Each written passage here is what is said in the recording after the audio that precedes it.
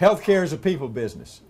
It's taking care of people when they are in their most difficult times, when they're having personal problems, and it's a time when we as healthcare providers have to help allay their fears and also help to really try to solve some of the problems that they have.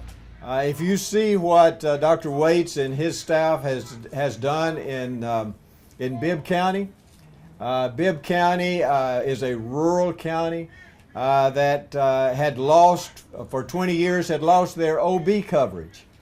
And they had, people would have to drive 45 miles, 30 to 45 miles, in order to have their babies delivered. And now they have started delivering babies again in that area. And that's what we need to do all across this state, especially in the rural areas of this state. Like this rural training, urban training, community health center training, it can't happen, because then you got to have the guys for 3 years in the hospital. And what you really need is to have continued funding for the way y'all are doing. Continued HHS funding. It's a transparent program. It's accountable.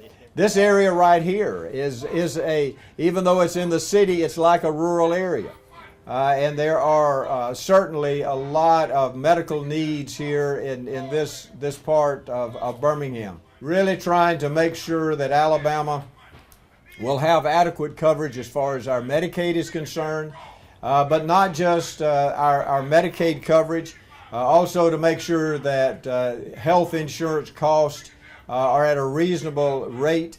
And so we had some ideas, and we've talked with them, and they were very receptive. I was very pleased with especially Secretary Price, who wants to give us a tremendous amount of flexibility so that we can design a system in this state so that we will have more coverage and better coverage for our patients, because as I said just a few minutes ago, it all comes down to people. Our concern is to make sure that people have quality health care and we can improve the lives of the people of our state. This facility does that. And I am so proud to be a part of the ribbon cutting here today. And again, let me thank everyone, especially Dr. Waits and his team.